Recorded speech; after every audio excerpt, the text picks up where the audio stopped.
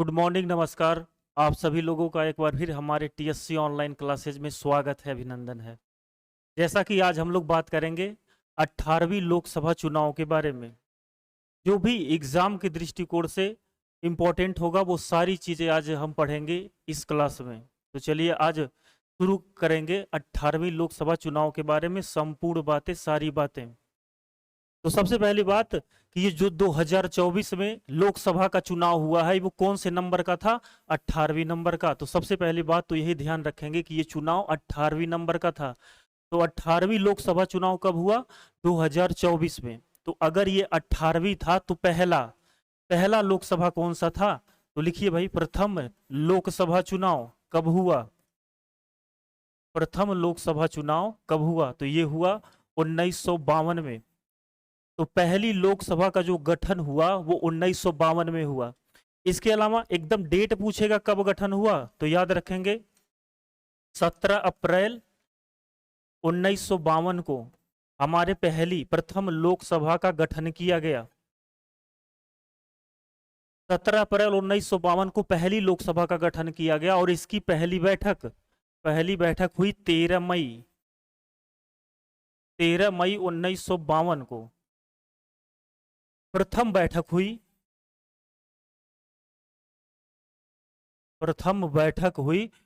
प्रथम लोकसभा चुनाव का। तो ये जो 2024 में लोकसभा का चुनाव हुआ है ये 18वें नंबर का है और सबसे पहला जो लोकसभा का गठन किया गया था वो हुआ था 17 अप्रैल 1952 को। और जो सबसे पहली बैठक हुई थी वो 13 मई 1952 को हुई थी। ये बात ध्यान में रखेंगे। तो सबसे पहले नंबर वाला कब हुआ था? 1952 में। और इस बार ये जो हुआ है ये हुआ है 2024 का 18वां नंबर का। बात करें लोकसभा की तो भाई जैसा कि आप जानते हैं कि जो हमारी जो संसद है उसके दो सदन हैं। एक है लोकसभा और एक है राज्यसभा।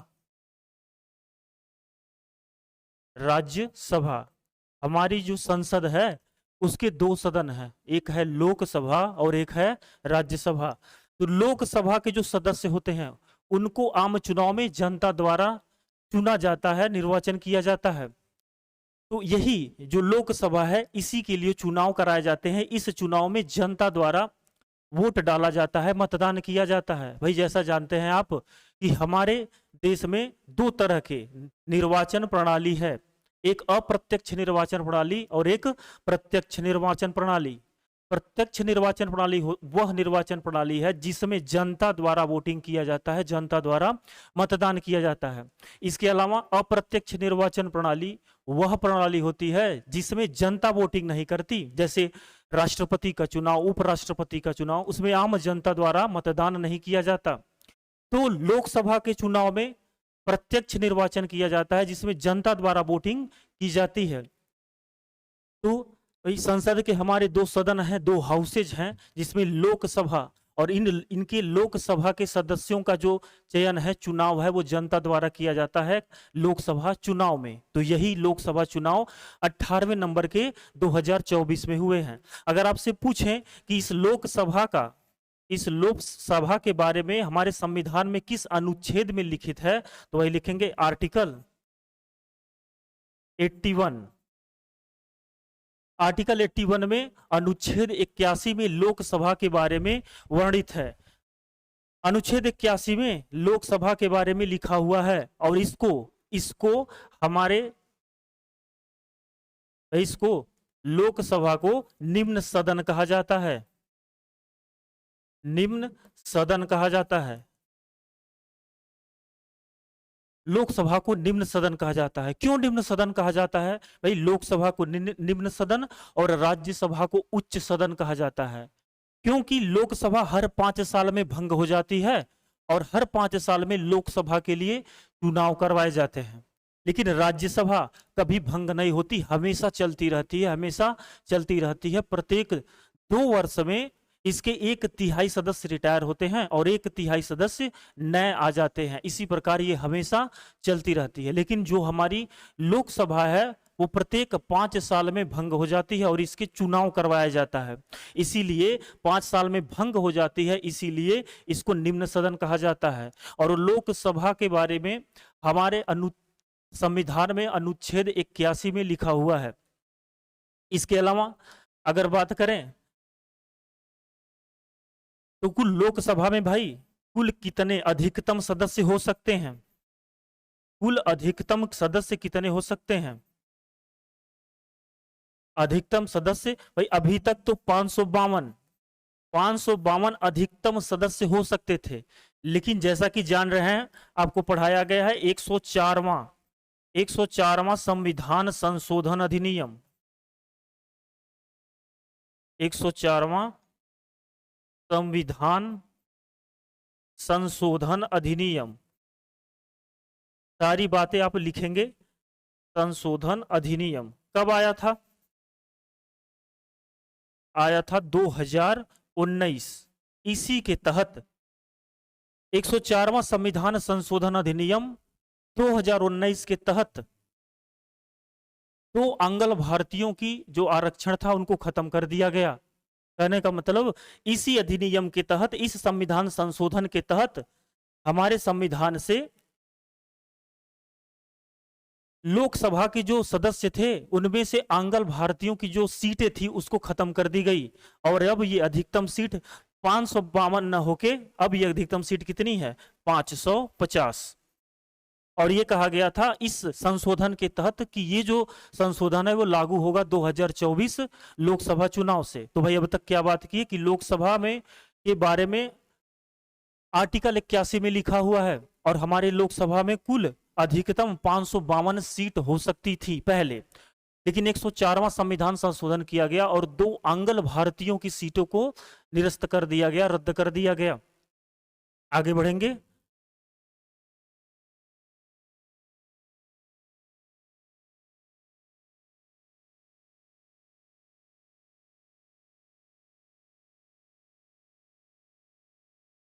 चलिए आगे बढ़ेंगे।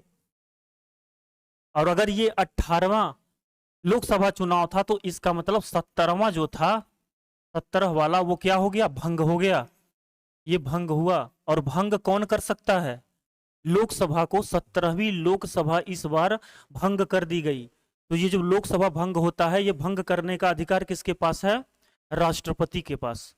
तो वो कौन सा अनुच्छेद है जो राष्ट्रपति को शक्ति देता है कि वो लोकसभा को भंग कर सकता है? तो लिखेंगे आर्टिकल अनुच्छेद 85। अनुच्छेद 85 के तहत राष्ट्रपति सत्र की शुरुआत कर सकता है, सत्रावसान कर सकता है और लोकसभा को क्या कर सकता है? भंग कर सकता है। तो अनुच्छेद 85 के तहत राष्ट्रपति लोकसभा को भंग करता है। तो 17वीं जो लोकसभा भंग हुई है वो हमारे राष्ट्रपति द्वारा अपने अनुच्छेद 85 की शक्ति का प्रयोग करके इसको भंग किया गया है। और बात करें 2024 के चुनाव के बारे में तो भाई इस बार कुल कितनी सीटें थी? कुल कितने सीटों पे चुनाव होना था? तो वो था 543। पिछली बार 545 था, लेकिन इस बार जो है 17वीं में 545 था, लेकिन इस बार 543 सीटें थी। इस बार हमारे लोकसभा में 543 सीटें थी, जिनमें से आपसे अगर ये सवाल पूछे कि कितने सीटों पे जो है वो मतदान हुआ, तो भाई लिखेंगे कितने सीटों पे मतदान हुआ। कितने सीटों पे मतदान हुआ, जो कि लिखेंगे 542 सीटों पे मतदान करवाया गया। लेकिन एक सीट जो थी ये निर्विरोध थी ये, इनको कोई भी चुनौती नहीं दिया। और कौन सी सीट थी? सूरत की। ध्यान रखेंगे भाई, सवाल पूछ सकता है। सूरत की सीट थी, यहां से निर्विरोध एमपी चुने गए। इनका नाम था मुकेश दलाल।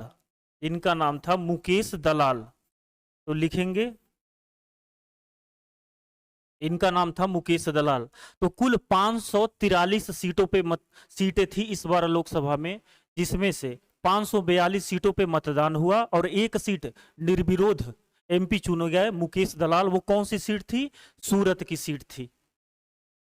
जैसा कि जान रहे हैं कि पहले पहले बात किया जाए तो मतदान की जो उम्र थी वो 21 वर्ष थी, लेकिन उसको घटाकर 18 वर्ष किया गया। तो भाई पूछ सकता है कि वो किस संविधान संशोधन अधिनियम से घटाया गया था। तो भाई लिखेंगे 61वां संविधान संशोधन अधिनियम, 61वां संविधान संशोधन अधिनियम, 61वां संविधान संशोधन अधिनियम 1989 के तहत, 1989 के तहत मतदान की उम्र को 21 वर्ष से घटाकर 18 वर्ष कर दिया गया। 21 वर्ष से घटाकर 18 वर्ष कर दिया गया। भाई पहले मतदान करने के लिए मिनिमम जो उम्र था वो था 21 वर्ष, लेकिन 61वां संविधान संशोधन अधिनियम के तहत इसको घटाकर 18 वर्ष कर दिया गया। अगर बात करें कि ये जो 2024 में चुनाव हुए हैं कुल कितने चरण में हुए, तो भाई कुल चरण लिखेंगे, कुल चरण, कुल कितने चरण थे, कुल 7 चरणों में हुआ है, कुल 7 चरणों में हुआ है। और बात करें कि टोटल इस मतदान को होने में कुल कितना दिन लगा, कुल कितना समय लगा, तो लगेंगे 44 दिन, 44 दिन। अब तक हुए सभी लोकसभा चुनाव में सबसे ज्यादा इस बार मतदान में समय लगा। कुल कितना लगा, 44 दिन लगा, कुल 44 दिन लगा। आगे बढ़ेंगे भाई। सवाल पूछेगा कि बताइए सबसे चुनाव जो पहला चरण है वो कब से शुरू हुआ, तो भाई लिखेंगे जो प्रथम चरण है 2024 के चुनाव में जो प्रथम चरण है और जो अंतिम चरण है,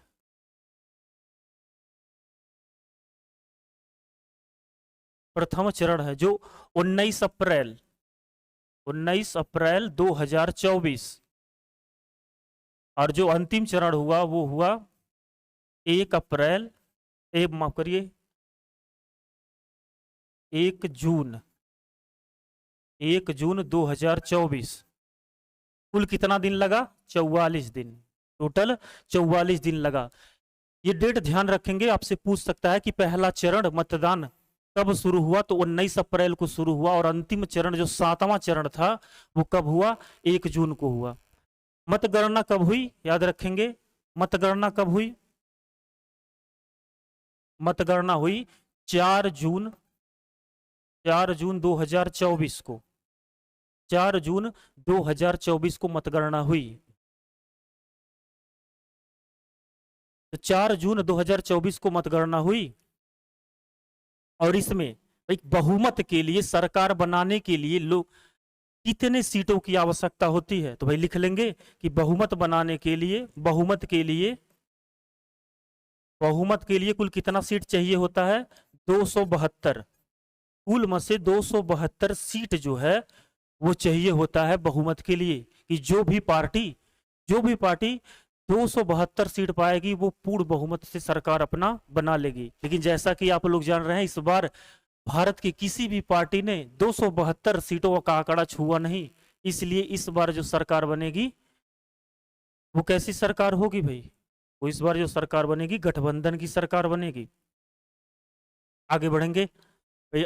अभी तो बताया 18वीं लोकसभा चुनाव हुआ है, कुल 543 सीटों पे क्या हुआ है, कुल लोकसभा की 543 सीटें थी, जिसमें 1 सीट निर्विरोध थी, और 542 सीटों पे क्या हुआ है, मतदान हुआ है। और ये 1 सीट कहाँ की निर्विरोध थी, सूरत की। चुनाव तिथि अभी बताए 19 अप्रैल से शुरू हुआ, 1 जून तक भाई चला, कुल 7 चरण लगे, टोटल 44 दिन लगे, इस चुनाव होने में 44 दिन लगे। अभी तक जो है ये सर्वाधिक रहा है, अभी तक ये सर्वाधिक रहा है, अभी तक सर्वाधिक रहा है। जैसा जानते हैं कि लोकसभा चुनाव होता है, जनता द्वारा लोकसभा के सदस्यों का चयन किया जाता है, और जब सदस्य बनते हैं तो इन्हीं सदस्यों में से संघ का मंत्री परिषद का गठन होता है।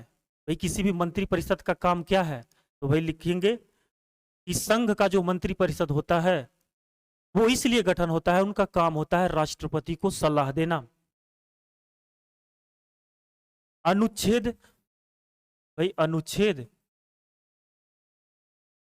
74 के एक में, 74 के एक में है मंत्री परिषद के बारे में,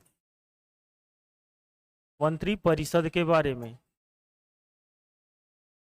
अनुच्छेद 74 का ये कहता है कि संघ का एक मंत्री परिषद होगा जिसका काम क्या है, राष्ट्रपति को सलाह देना। और इस मंत्री परिषद का अध्यक्ष कौन होगा, हेड कौन होगा, इस मंत्री परिषद का जो अध्यक्ष होगा वो प्रधानमंत्री कहलाएगा। तो जो भी इस मंत्री परिषद का अध्यक्ष होगा वो कहलाएगा प्रधानमंत्री। और मंत्री परिषद के बारे में संविधान के अनुच्छेद 74 के एक में लिखा हुआ है। और अनुच्छेद 75 में,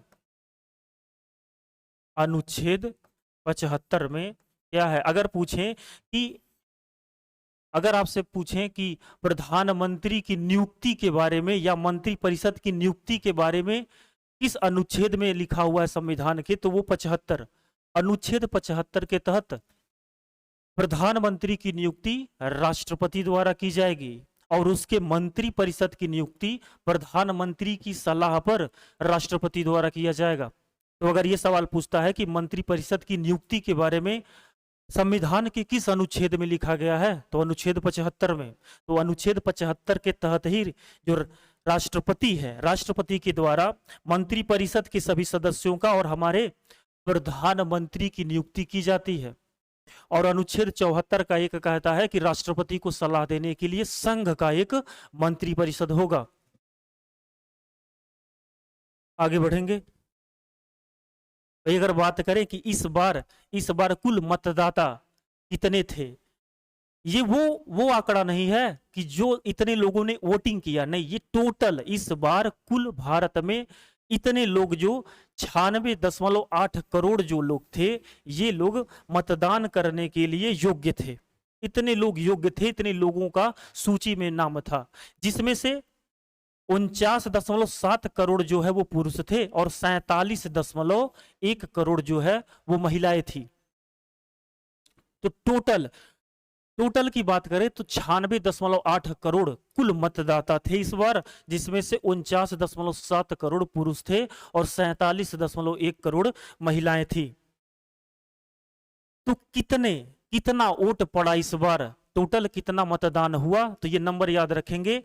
कुल मतदान जो हुआ वो हुआ 64.2 करोड़, 64.2 करोड़ टोटल मतदाताओं की भागीदारी थी। कहने का मतलब इतने लोगों ने पूरे भारत में मतदान किया, इतने लोगों ने पूरे भारत में मतदान किया, 64.2 करोड़ भाई। जिसमें से बात करें पुरुषों की तो टोटल 33 करोड़ पुरुष थे और महिलाओं की बात करें, अगर महिलाओं की बात किया जाए तो 31.2 करोड़ जो है वो महिलाएं थी। 31.2 करोड़ महिलाएं थी, 33 करोड़ जो है पुरुष थे। इतने लोगों ने भारत में इस बार मतदान किया, अपना मत डाला। परसेंट में बात किया जाए तो टोटल 65.79% कुल मतदाता थे। अगर कुल मतदाताओं की बात करें तो 65.79% टोटल मत पड़ा, जिसमें से भाई पुरुष कितने थे, जिसमें से पुरुष की बात की जाए तो 65.80% जो है 65.80% पुरुष थे। और महिलाओं की बात करें, फीमेल की बात करें तो 65.78%। भाई ये डाटा याद करेंगे। और ये डाटा कहाँ से मिला है, इलेक्शन कमीशन की इस वेबसाइट पे जाएंगे तो सारा डाटा वहाँ है। तो जो आपको पढ़ाया जा रहा है वो इलेक्शन कमीशन की वेबसाइट से निकाला गया डाटा है। इस बार कुल भागीदारी जो लोगों की थी वो 65.79% थी, जिसमें से 65.8% जो थे पुरुष थे और 65.78% जो महिलाएं थी। दोनों का एवरेज निकालेंगे तो पड़ जाएगा 65.79%। टोटल याद रखेंगे 64.2 करोड़ मतदान हुआ नंबर में, पुरुष 33 करोड़ और महिलाएं 31.2 करोड़। भाई 31 है 31, 31.2 करोड़। तो जैसा कि बताया कि इस बार किसी ने, भारत की किसी भी पार्टी ने 272 का आंकड़ा पार नहीं कर पाए। इसीलिए जो भी सरकार का गठन हुआ वो गठबंधन की सरकार बनी। तो हमारे देश में मुख्यतः 2 अलायंस हैं, 2 तरह के गठबंधन हैं। कोई आपसे सवाल पूछ सकता है, इनका फुल फॉर्म पूछ सकता है कि क्या होता है इनका फुल फॉर्म। जैसा आप न्यूज सुन रहे हैं या जो भी एक पेपर पढ़ रहे हैं तो सवाल वहां से नहीं आता। इस सवाल जो पूछेगा वो इन सब चीजों से पूछ सकता है कि बताइए अगर एनडीए है तो डी का मतलब क्या होता है इसमें। तो ध्यान रखेंगे कि दो अलायंस हैं, मुख्यतः दो अलायंस हैं हमारे देश में इस बार 2024 के चुनाव में। पहला है एनडीए, नेशनल डेमोक्रेटिक अलायंस, जिसमें कुल कुल कितनी 41 पार्टियां हैं। 41 पार्टियों का ये क्या है, संघ है। तो एनडीए का फुल फॉर्म होता है नेशनल डेमोक्रेटिक अलायंस, ये याद रखेंगे। और इंडिया दूसरा जो था अलायंस वो इंडिया था, जिसका फुल फॉर्म होता है Indian national development inclusive alliance. इनका फुल फॉर्म आप याद करके रखेंगे। इसमें से पूछ सकता है कि बताइए आई का क्या मतलब है, डी का क्या मतलब है, ए का क्या मतलब है। तो सारा ये ध्यान रखेंगे इसके बारे में। इन दोनों फुल फॉर्म आप याद करके रखेंगे। चलिए आगे बढ़ेंगे। तो अभी बताए एनडीए में नेशनल डेमोक्रेटिक अलायंस में टोटल 44 है और इंडिया में टोटल कितने लोग हैं 37 पार्टियों का अलायंस है इंडिया। चलिए आगे बढ़ेंगे।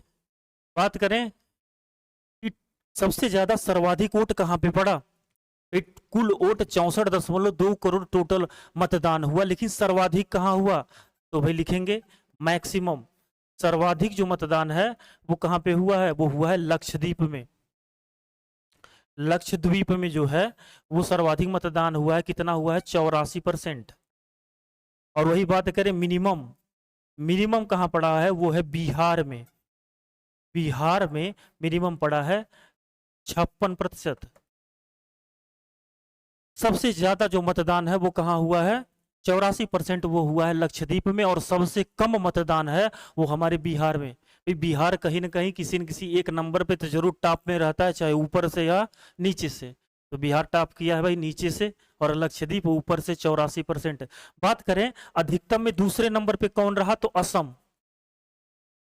असम रहा जो दूसरे नंबर पे रहा, 81.5% वोट के साथ दूसरे नंबर पे रहा असम। तो सर्वाधिक मतदान हुआ लक्षद्वीप में, दूसरे नंबर पे असम में, और सबसे कम पड़ा 56% वोट पड़ा आपका बिहार में। भाई उत्तर प्रदेश की भी बात कर लें। उत्तर प्रदेश में, उत्तर प्रदेश में कुल कितना हुआ, तो 57% वोट जो है वो उत्तर प्रदेश में पड़ा। 57% मतदान जो है वो उत्तर प्रदेश में पड़ा है। चलिए सर्वाधिक सीट की बात करें। अभी बताया आपसे कि कोई भी पार्टी भारत की ऐसी नहीं रही जो 272 का आंकड़ा पार कर पाए। बहुमत के लिए, सरकार बनाने के लिए कुल सीटों का 272 सीटें होनी चाहिए आपके पास। तो बात करें सर्वाधिक सीटों को, ध्यान रखेंगे भाई ये सवाल पूछ सकता है। तो जो बीजेपी है वो 240 सीटों के साथ सबसे एक नंबर पे रही। बीजेपी ने कुल 240 सीटों के साथ एक नंबर पे बीजेपी रही। दूसरे पे बात करें तो कांग्रेस जो है वो 99 सीटें लेकर दूसरे स्थान पे रही। आपसे सर्वाधिक सीटों की बात करें तो पूछा जाए कि पूरे भारत में वो कौन सी पार्टी है जिसने सबसे ज्यादा सीट प्राप्त किया, तो भारतीय जनता पार्टी 240 सीटों के साथ एक नंबर पे, और कांग्रेस 99 सीटों के साथ दूसरे नंबर पे। आप तीसरे की बात किया जाए तो समाजवादी पार्टी जो है वो तीसरे नंबर पे रही आपकी 37 सीटों के साथ। 37 सीट जो है वो समाजवादी पार्टी लेकर आई, तीसरे स्थान पे रही। और चौथे स्थान की बात किया जाए तो तृणमूल कांग्रेस चौथे स्थान पे, ममता बनर्जी वाली पार्टी जो है तृणमूल कांग्रेस, टीएमसी जो है वो टोटल 29 सीटों के साथ जो है वो चौथे स्थान पर रही। और पांचवें की बात करें भाई, टॉप 5 तो याद करके रखेंगे ही। टॉप 5 भाई पूछ सकता है कौन रहा है, तो पांचवें नंबर पर रखेंगे डीएमके जो है वो 22 सीटों के साथ पांचवें स्थान पे रही। तो ये भारत में ये टॉप 5 पार्टियां हैं जो सर्वाधिक सर्वाधिक सीटें लेकर आई हैं, एक नंबर पे भारतीय जनता पार्टी, दूसरे नंबर पे कांग्रेस रही, तीसरे नंबर पे भाई इसके बारे में याद रखेंगे समाजवादी पार्टी एकदम उभर के आई इस बार 37 सीट लेके तीसरे स्थान पे। ममता बनर्जी वाली पार्टी टीएमसी 29 सीट और डीएमके तमिलनाडु वाली ये 22 सीटें, 22 सीटों के साथ 5वें स्थान पर रही। फिर बात करेंगे महत्वपूर्ण सीटों के बारे में, याद रखेंगे भाई पूछ सकता है, कुछ चर्चित लोग हैं कि इन्होंने कहां से चुनाव लड़ा था इनके बारे में, या इस सीट से कौन सा व्यक्ति चुनाव जीता, तो वो पूछ सकता था, ध्यान में रखेंगे और एक एक करके सबके बारे में लिखेंगे। चर्चित सीटें, भाई हेडिंग डाल लीजिए आप लोग, चर्चित सीटों के बारे में। तो बात करें अमेठी से, अमेठी से कौन जीता, तो ये कांग्रेस के प्रत्याशी हैं भाई, इन्होंने अमेठी सीट से कांग्रेस प्रत्याशी किशोरी लाल इस बार जो है वो चुनाव जीते हैं। किसको हराया, स्मृति ईरानी को, स्मृति ईरानी को इन्होंने हराया है भाई। पिछली बार इसी सीट से, अमेठी सीट से स्मृति ईरानी ने राहुल गांधी को पराजित कर दिया था, लेकिन इस बार कांग्रेस के प्रत्याशी किशोरी लाल ने स्मृति ईरानी को क्या किया है, हरा दिया है। तो ये एकदम इंपॉर्टेंट है, याद करके रखेंगे कि इस बार भारतीय जनता पार्टी की स्मृति ईरानी अमेठी सीट से चुनाव हार गई और जीता कौन, किशोरी लाल। बात करें मंडी, हिमाचल प्रदेश में पड़ता है मंडी, तो मंडी सीट से चुनाव कौन जीता, कंगना रणावत। कंगना रणावत मंडी से चुनाव जीती और ये याद करके रखेंगे, क्यों, क्योंकि अगर पूछेगा कि भारत में सबसे ऊंचा, भारत में सबसे ऊंचा, भारत में सबसे ऊंचा पोलिंग बूथ कौन सा रहा, तो वो इसी लोकसभा के अंदर, मंडी लोकसभा के अंदर आता है, जिसका नाम है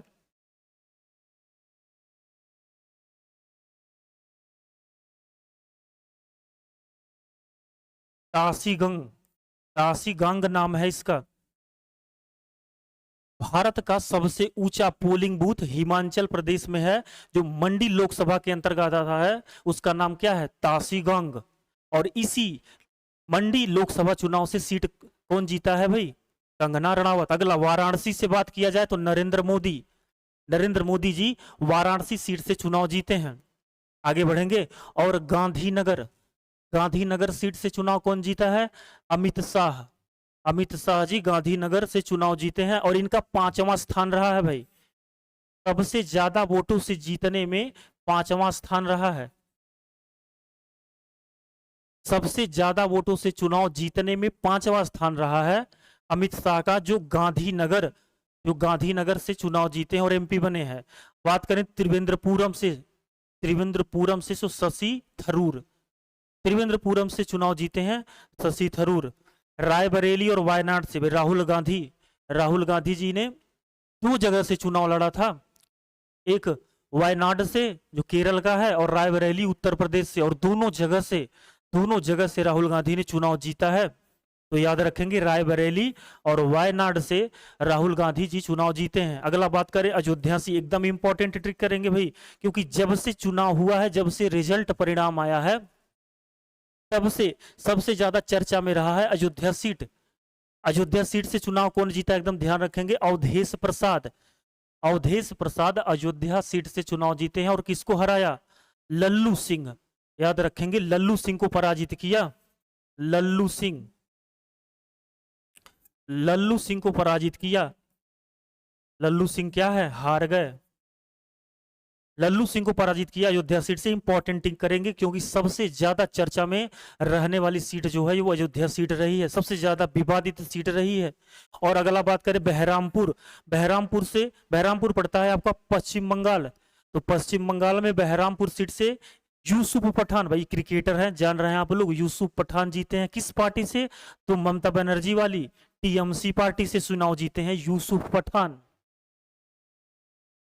आगे बात करें मेरठ से, भाई मेरठ से चुनाव कौन जीता है, हमारे राम जी जीते हैं, रामायण के राम जी, जिनका नाम है अरुण गोविल। अरुण गोविल जी चुनाव जीते हैं मेरठ सीट से, तो राम जी को याद रखेंगे, अरुण गोविल। नगीना सीट, भाई नगीना सीट पड़ता है महाराष्ट्र का, वहां से चंद्रशेखर रावण, भीम आर्मी प्रमुख चंद्रशेखर रावण जो है नगीना सीट से चुनाव जीते हैं और एमपी बने हैं। अगला लखनऊ, लखनऊ से राजनाथ सिंह।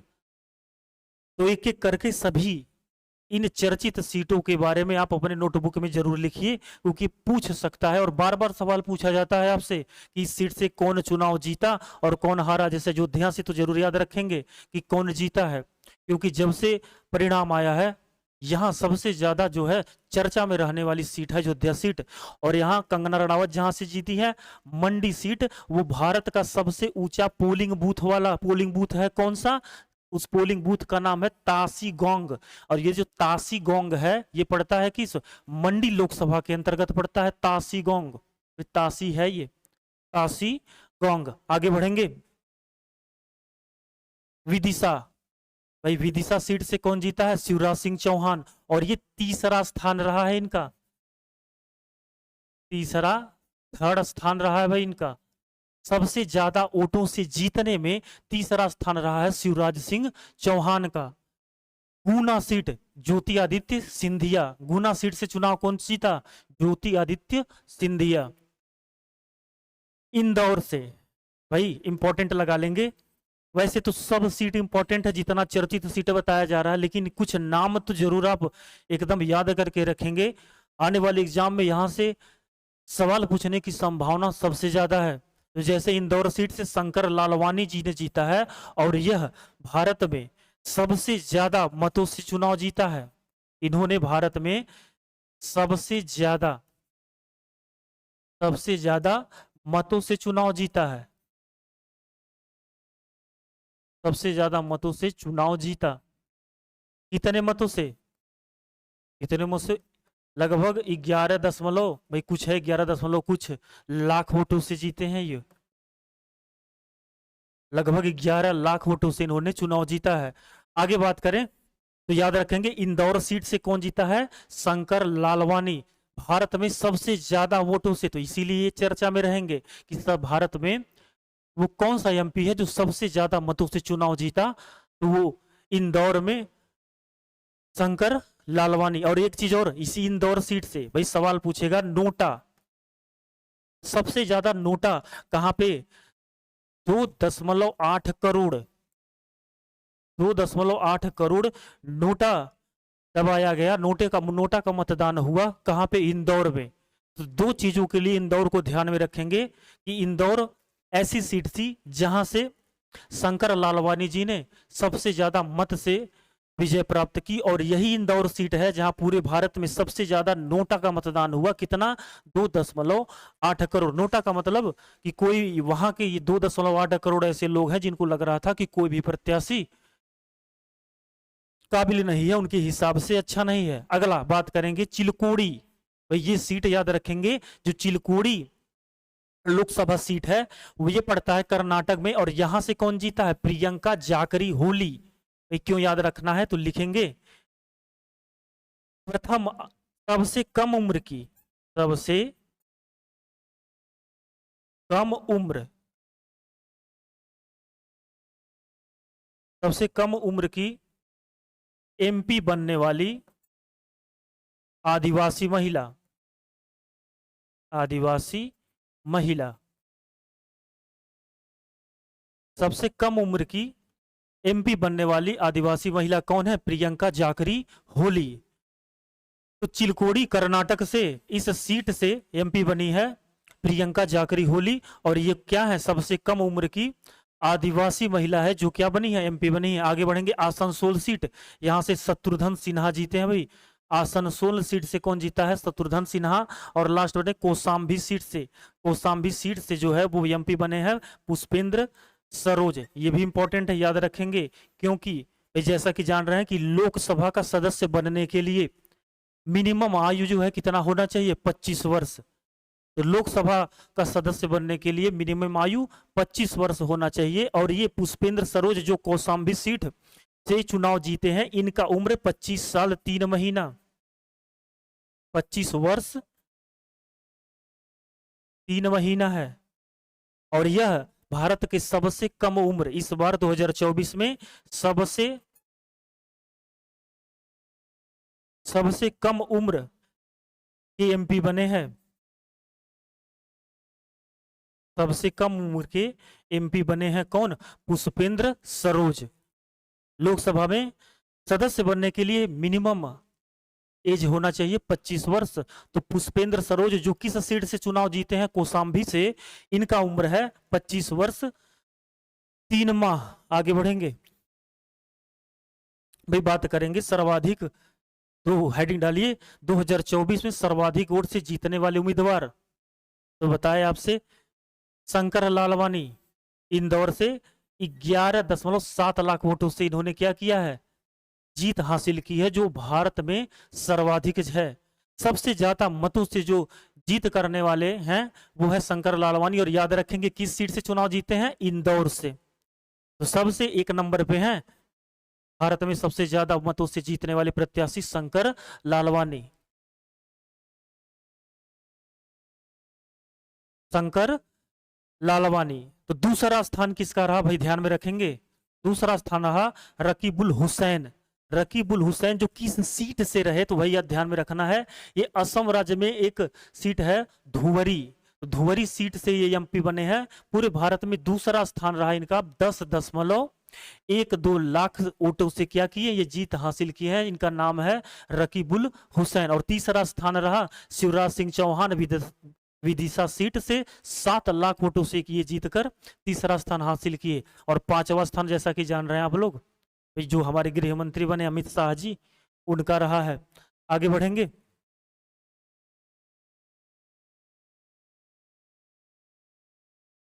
दो 2024 सबसे कम अंतर से जीतने वाले उम्मीदवार भाई कौन रहे हैं? सबसे कम वोटों से जीता है किसने? सबसे कम वोट से जीत हासिल की। तो ध्यान रखेंगे, रविंद्र दत्ताराम वाइकर, ये मुंबई के से थे और इन्होंने 48 वोट, मात्र 48 वोटों से जीत हासिल की है। तो सबसे कम अंतर से जीतने वाले उम्मीदवार कौन है? नाम ध्यान रखेंगे, रविंद्र दत्ताराम वाइकर। और ये किस पार्टी से थे? तो ये लिख लेंगे भाई, शिवसेना। शिवसेना से थे ये, शिवसेना से थे रविंद्र दत्ताराम वाइकर, मात्र 48 वोट से। बस इन्हीं का नाम याद रखेंगे। और इसके अलावा अडूर प्रकाश जो केरल से थे, दूसरा स्थान इनका रहा, 684 वोटों से जीत हासिल की। 684 वोटों से जीत हासिल की। आगे बढ़ेंगे, अंतर जरूर याद रखेंगे, सिर्फ इनका नाम याद करके रखिएगा। ज्यादातर सवाल पूछने की संभावना सिर्फ इनका है कि सबसे कम मतों से वो कौन से प्रत्याशी थे जो विजय हुए, मात्र 48 वोटों से। ये नंबर भी याद करके रखेंगे, पूछ सकता है कि कितने सबसे कम मत से जो इन्होंने जीत हासिल की वो कितना था? तो 48 वोट था। आगे बढ़ेंगे, बात करेंगे कि 4 जून को परिणाम आया और किसी भी भारतीय दल द्वारा, किसी भी भारतीय पार्टी द्वारा बहुमत जो 272 का आंकड़ा था वो किसी द्वारा पार नहीं कर पाया। लेकिन जो बीजेपी थी, सबसे ज्यादा मतों से सबसे ज्यादा सीट पाने वाली है बीजेपी पार्टी, और दूसरे स्थान पे है कांग्रेस। तो सरकार बनाया गया बीजेपी का। बीजेपी जो दल है उनका एनडीए, इन्हीं के द्वारा गठबंधन से सरकार बनाई गई और शपथ ग्रहण हुआ। भाई याद रखेंगे कि शपथ कब हुआ? शपथ समारोह याद रखेंगे 9 जून 2024। 9 जून 2024 को शपथ लिया गया प्रधानमंत्री द्वारा। भाई कौन कौन शपथ लिया? भारत का प्रधानमंत्री जी ने 9 जून 2024 को शपथ ली, और उनका मंत्रिपरिषद भी,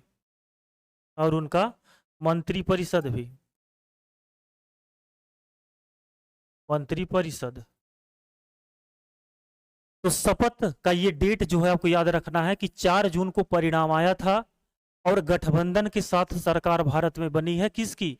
बीजेपी की सरकार जो है, बीजेपी की जो सरकार बनी है, बीजेपी जो पार्टी है, भारतीय जनता पार्टी की क्या है? सरकार बनी है, गठबंधन की सरकार बनी है जो एनडीए है। और शपथ जो है मोदी जी ने, जो हमारे प्रधानमंत्री मोदी जी बने हैं, वो शपथ 9 जून 2024 को लिया गया है मोदी जी द्वारा। भाई आपसे सवाल पूछ सकता है कि प्रधानमंत्री की शपथ का उल्लेख कहाँ है? संविधान में किस जगह प्रधानमंत्री की शपथ का उल्लेख है? तो लिखेंगे जो शपथ है वो अनुसूची 3 के तहत, अनुसूची 3 में प्रधानमंत्री और उनके मंत्री परिषद के बारे में क्या है, शपथ के बारे में लिखा हुआ है। भारत में जितने भी पदाधिकारी हैं, भाई पदाधिकारी किसको कहते हैं, प्रधानमंत्री, उनका मंत्री परिषद, उच्च न्यायालय और सर्वोच्च न्यायालय के सभी जज, महान्यायवादी, महाधिवक्ता, राज्यपाल, तो कुछ ऐसे लोग हैं जिनको कहा जाता है भारत का पदाधिकारी। तो भारत के सभी पदाधिकारियों का जो शपथ है उनके बारे में उल्लेख कहाँ पे है, अनुसूची 3 में। तो हमारे प्रधानमंत्री जी ने जो शपथ लिया, तो प्रधानमंत्री जी के शपथ के बारे में कहाँ लिखा हुआ है, संविधान के अनुसूची 3 में। सिर्फ 3 लोग हैं जिनके शपथ के बारे में इस अनुसूची में नहीं लिखा हुआ है। नाम याद रखेंगे भाई, वो कौन कौन से लोग हैं। तो जो राष्ट्रपति, अगला है उपराष्ट्रपति, राष्ट्रपति, उपराष्ट्रपति और राज्यपाल। इन 3 लोगों के बारे में, इन 3 लोगों के जो शपथ के बारे में है वो इस अनुसूची 3 में नहीं लिखा हुआ है। और सभी पदाधिकारियों के बारे में, उनके शपथ के बारे में कहाँ लिखा हुआ है, अनुसूची 3।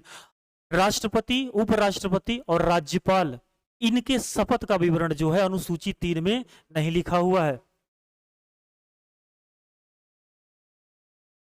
चलिए भाई बात करें कि किस किस अनुच्छेद में है। तो राष्ट्रपति को शपथ अनुसूची 60 में है, उपराष्ट्रपति को शपथ आर्टिकल 69 में है और राज्यपाल को आर्टिकल 159 159 में। तो राष्ट्रपति के शपथ के बारे में अनुच्छेद 60 में लिखा हुआ है, उपराष्ट्रपति के शपथ के बारे में अनुच्छेद 69 में 69 में है, और राज्यपाल के शपथ के बारे में अनुच्छेद 159 में लिखा हुआ। इनके अलावा जो भी पदाधिकारी है भारत के, सबके शपथ के बारे में कहाँ लिखा हुआ है, अनुसूची 3 में। बात करें कि प्रधानमंत्री को शपथ कौन दिलवाता है, तो प्रधानमंत्री को लिखेंगे शपथ राष्ट्रपति द्वारा दिलाया जाता है, राष्ट्रपति द्वारा दिलवाया जाता है। प्रधानमंत्री को शपथ राष्ट्रपति द्वारा दिलाया जाता है, और इस शपथ के बारे में कहाँ लिखा हुआ है, अनुसूची 3 में लिखा हुआ है। तो ये सारी जानकारी थी जो आपको दिया गया, जो 2024 18वीं लोकसभा चुनाव के बारे में थे। इसके बाद सरकार का गठन हो गया। जो इस बार सरकार बनी हो तो किसी पार्टी ने बहुमत 272 प्राप्त नहीं किया, इसीलिए गठबंधन की सरकार बन गई है। मंत्री परिषद भी बन गया, और 9 जून को प्रधानमंत्री नरेंद्र मोदी और उनके मंत्री परिषद के द्वारा क्या किया गया, शपथ ले लिया गया। जैसा कि आपसे बताया कि मंत्री परिषद का काम क्या होता है, राष्ट्रपति को सलाह देना, और इस मंत्री परिषद का उल्लेख संविधान के अनुच्छेद 74 के 1 में है। और इनकी नियुक्ति या प्रधानमंत्री की जो नियुक्ति राष्ट्रपति द्वारा की गई है, इसके बारे में अनुच्छेद 75 में लिखा हुआ है। ये सारी बातें आपको बता दिया गया। चलिए आगे बढ़ते हैं। भाई कुछ दिक्कत आ गया था तो क्लास हमारी रुक गई थी और फिर से अब चालू हो रही है, तो आगे बढ़ेंगे। बात की है कि प्रधानमंत्री को शपथ कौन दिलवाता है, राष्ट्रपति। और प्रधानमंत्री और उनके मंत्री परिषद के शपथ के बारे में संविधान में कहाँ लिखा हुआ है, तो अनुसूची 3 में। और 3 पदाधिकारी वो कौन से हैं जिनके बारे में अनुसूची 3 में नहीं लिखा हुआ है, वो है राष्ट्रपति, उपराष्ट्रपति और राज्यपाल। किस किस अनुच्छेद में दिया गया है ये बात हम लोग कर चुके। और भारत के जो भी पदाधिकारी हैं उनके बारे में, उनके शपथ के बारे में कहाँ लिखा हुआ है, संविधान के अनुसूची 3 में। आगे बढ़ेंगे। सबसे पहले ये जानेंगे कि सबसे ज्यादा सीटें कहाँ हैं। लिखेंगे सर्वाधिक लोकसभा सीट, सर्वाधिक लोकसभा सीट, सर्वाधिक लोकसभा सीट।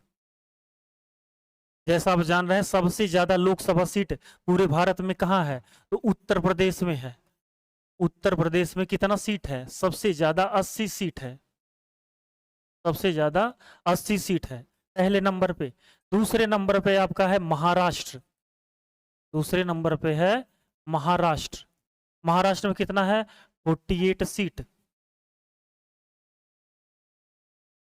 महाराष्ट्र में लोकसभा का कुल कितना सीट है, 48 48 सीट है। और सबसे ज्यादा पूरे भारत में लोकसभा की कितनी सीट है? उत्तर प्रदेश में है 80 सीट। और तीसरे नंबर पे पश्चिम बंगाल, पश्चिम बंगाल,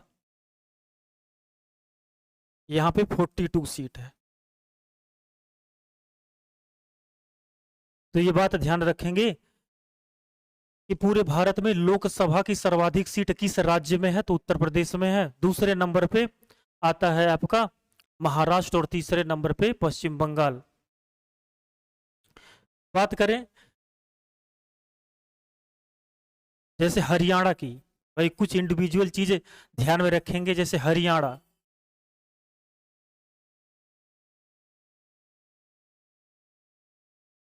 हरियाणा में 5 सीट जो है वो बीजेपी जीती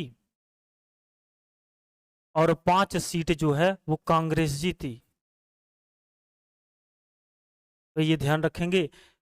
बात करें चंडीगढ़ की, बात करें चंडीगढ़, चंडीगढ़ में सिर्फ एक सीट थी, वो भी किसने जीता? कांग्रेस के द्वारा जीत लिया गया। तो कुछ इंडिविजुअल चीजें याद रखेंगे। जैसे हरियाणा में 5 सीट बीजेपी जीती और 5 सीट कांग्रेस जीती। चंडीगढ़ में एक ही लोकसभा सीट थी जिसको कांग्रेस द्वारा जीता गया। इसके अलावा बात करें जम्मू कश्मीर और लद्दाख, जम्मू एंड कश्मीर और लद्दाख, जम्मू एंड कश्मीर और लद्दाख,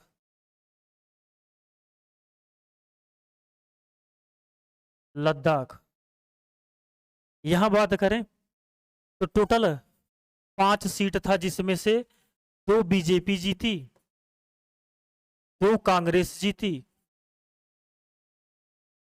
और एक सीट जो है वो निर्दल प्रत्याशी द्वारा जीता गया, निर्दल प्रत्याशी।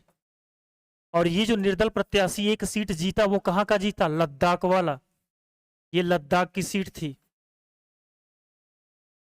भाई आपसे क्या बताया कि जम्मू कश्मीर और लद्दाख मिला के कुल 5 लोकसभा सीटें थी, जिसमें से 2 बीजेपी जीती, 2 कांग्रेस द्वारा जीता गया और एक सीट निर्दल प्रत्याशी, एक लोकसभा सीट एक जीता गया निर्दल प्रत्याशी द्वारा। कहां की? लद्दाख की। क्या नाम था भाई? नाम जरूर याद रखेंगे, नाम जरूर याद रखेंगे।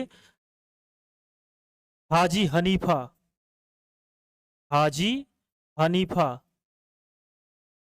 तो हाजी हनीफा वो निर्दल प्रत्याशी थी, एक जो लद्दाख सीट से क्या है, निर्दल प्रत्याशी ने लोकसभा सीट को जीत लिया और एमपी बन गई। आगे बढ़ेंगे,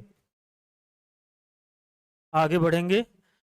भाई अगर बात करें चुनाव आयोग की, बात करें चुनाव आयोग की, तो चुनाव आयोग भारत की 4 सबसे बड़ी चुनाव करवाता है। लोकसभा चुनाव, विधानसभा चुनाव, राष्ट्रपति का चुनाव और उपराष्ट्रपति का चुनाव। दोस्तों 4 महत्वपूर्ण, जो 4 महत्वपूर्ण चुनाव है उनको किसके द्वारा करवाया जाता है? चुनाव आयोग द्वारा। तो भाई इनके बारे में भी बात कर रहे हैं। चुनाव आयोग, चुनाव आयोग आपसे पूछ सकता है कि बताइए चुनाव आयोग के वर्तमान में अध्यक्ष कौन है? इसके मुख्य अध्यक्ष या मुख्य चुनाव आयुक्त आपसे पूछेगा, मुख्य चुनाव आयुक्त वर्तमान में कौन है? वर्तमान में मुख्य चुनाव आयुक्त कौन है? तो ध्यान रखेंगे का नाम है राजीव कुमार, राजीव कुमार। मुख्य चुनाव आयुक्त कौन है? राजीव कुमार। इसके अलावा आगे बढ़ेंगे अन्य सदस्य। इसके अलावा अन्य सदस्य कौन कौन से हैं? अन्य सदस्य भाई जैसा कि आप जानते हैं कि चुनाव आयोग में एक मुख्य चुनाव आयुक्त एक मुख्य चुनाव आयुक्त होता है और उसके अलावा अन्य सदस्य होते हैं। तो अन्य सदस्य में है ज्ञानेश कुमार, अन्य सदस्य में है ज्ञानेश कुमार, ज्ञानेश कुमार।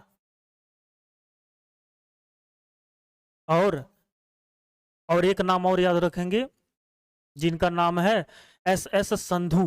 क्या नाम है? S S Sandhu, S S Sandhu. तो चुनाव आयोग की बात करें तो वर्तमान में मुख्य चुनाव आयुक्त कौन है? राजीव कुमार। और अन्य 2 सदस्य ज्ञानेश कुमार और एस संधू है। इसके अलावा आपसे भी सवाल पूछ सकता है कि बताइए 18वीं लोकसभा चुनाव में 18वीं लोकसभा चुनाव की थीम क्या थी? तो भाई ध्यान रखेंगे, थीम है, हेडिंग डालिए 18वीं लोकसभा चुनाव की थीम। 18वीं लोकसभा चुनाव की थीम, लोकसभा चुनाव की थीम क्या थीम थी? क्या थीम थी भाई? ध्यान रखेंगे, चुनाव का पर्व या देश का पर्व लिख लेंगे। चुनाव का पर्व या देश का पर्व, देश का पर्व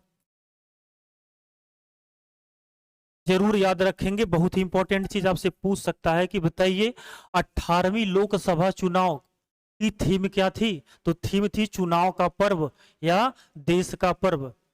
इसके अलावा क्या ध्यान रखा जा सकता है जो आपके एग्जाम के पॉइंट ऑफ व्यू से सबसे ज्यादा इंपॉर्टेंट होगा? यूथ आइकॉन आपसे पूछ सकता है कि इस चुनाव में यूथ आइकॉन कौन सा था? तो लिखेंगे यूथ आइकॉन कौन था भाई? नाम लिखेंगे आयुष्मान खुराना। आयुष्मान खुराना। तो 2024 की लोकसभा चुनाव के यूथ आइकॉन कौन थे? आयुष्मान खुराना। और लोकसभा चुनाव का थीम क्या था इस बार? चुनाव का पर्व या देश का पर्व। तो सारी बातें जो भी चीज इस चुनाव से आपके एग्जाम में पूछा जा सकता था उस सारी चीजों पे हम लोगों ने इस क्लास में बात किया। इसके अलावा जो मंत्री परिषद का गठन किया गया तो किस व्यक्ति को कौन सा मंत्रालय दिया गया, इसके बारे में अगली क्लास में छोटा सा वीडियो बना के आपको जरूर बताया जाएगा। तो आज की क्लास को यहीं तक रखेंगे और आपसे एक निवेदन है कि इस क्लास को ज्यादा से ज्यादा शेयर करिए, लाइक करिए और कोई भी बात हो तो कमेंट बॉक्स में आकर जरूर बताइए। चैनल को जरूर सब्सक्राइब करिए और कुछ भी कहना हो आपको तो कमेंट बॉक्स में जरूर कहिए। मंत्री परिषद के बारे में अलग से अगली क्लास में पढ़ाई जाएगी। तब तक के लिए जय हिंद।